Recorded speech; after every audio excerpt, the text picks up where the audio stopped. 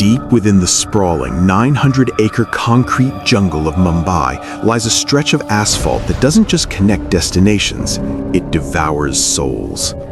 This is the Aarey Milk Colony Road, a labyrinth of ancient, towering trees where the city's neon lights fail to penetrate, leaving a darkness so thick it feels like a physical weight against the windshield. The story follows Samir, a pragmatic man who believed only in logic and the hum of his engine, until a fateful night in November transformed his reality into a waking nightmare.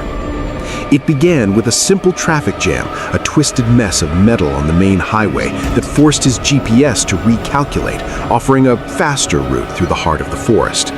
Despite the local warnings that whispered through the tea stalls of Goregaon, Samir turned his steering wheel into the abyss, his headlights barely cutting 15 feet into a mist that seemed to breathe against the glass. The silence of the forest was absolute. Even the wind refused to travel through these cursed branches. As he drove, the digital clock on his dashboard seemed to stutter, and the battery of his phone began to drain with unnatural speed, as if the very air was siphoning the energy from his world. Then, at the edge of his high beams, a figure appeared, a woman draped in a tattered midnight black saree, her hair a wild curtain that veiled her face, clutching a bundle of rags to her chest with a desperate white-knuckled grip. "Do you need help?" Samir asked, his voice sounding thin and alien in the vast quiet.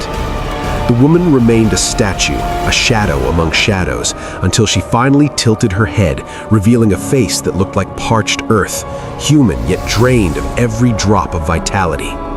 Her voice, when it finally came, was a jagged rasp that sounded like stones grinding together, uttering a single word: Goregaon. Despite every instinct screaming at him to floor the accelerator, Samir's misplaced empathy won. He reversed the car, a move that would become the pivot point of his undoing, and let her into the back seat. The moment the door clicked shut, the atmosphere inside the vehicle shifted. The heater continued to run, yet a localized frost began to bloom on the interior upholstery. Through the rearview mirror, he watched her. She sat in the far corner, motionless, the bundle in her arms held with a terrifying rigidity. He tried to initiate conversation, to bridge the gap of his growing unease, but his questions fell into a vacuum of silence. There was no sound of breathing from the back seat, no rustle of fabric, just a heavy, oppressive stillness that made the hair on his arms stand like needles. The terror escalated when Samir glanced in the mirror again, only to find the seat empty. The car screeched to a halt, the smell of burning rubber filling the cabin, but there was no one there. Only a damp, freezing patch on the seat where she had been, a mark that felt like ice water to the touch. The doors were still locked from the inside, the windows rolled up tight. She hadn't left, she had simply ceased to be.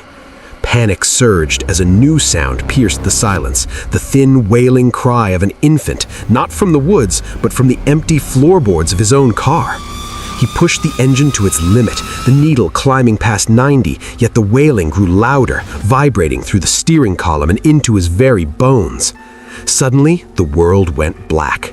The headlights died, the engine sputtered into a grave-like silence, and the interior light flickered to reveal the bundle of rags sitting on the seat behind him. When he reached out with a trembling hand to unfurl the cloth, he found no child, only a few droplets of liquid that smelled of ancient decay, and a stench so foul it forced the breath from his lungs. A sharp metallic rap on the window made him spin around. Her face was pressed against the glass, her eyes two milky orbs of pure white, her mouth hanging open in a silent, jagged scream. "Where is my baby?" she hissed, the sound vibrating through the glass without the window even opening. Samir abandoned the car, sprinting into the tangled undergrowth, but the sound of footsteps followed him, not the sound of running, but a rhythmic, wet thud that grew closer regardless of his speed. He looked back to see her floating mere inches above the ground, her saree billowing in a wind that didn't exist, her fingers reaching out like withered claws. Eventually, he found refuge in a roadside shack where the locals' eyes turned to stone at the mention of his passenger. They knew her. They knew the price of the lift. Though Samir escaped the forest that night, the forest did not escape him. Even now, in the safety of his high-rise apartment, the scratching begins every night at the same hour, sometimes at the window, sometimes under the bed, always accompanied by that thin, ghostly wail and the smell of wet earth, a reminder that once you stop for the lady in black, you are never truly driving alone again. The ancient trees of Aarey stood like silent, gnarled sentinels, their twisted limbs weaving a canopy that choked the very moonlight from the air, creating a subterranean world where the laws of the living held no dominion and the shadows possessed a predatory weight.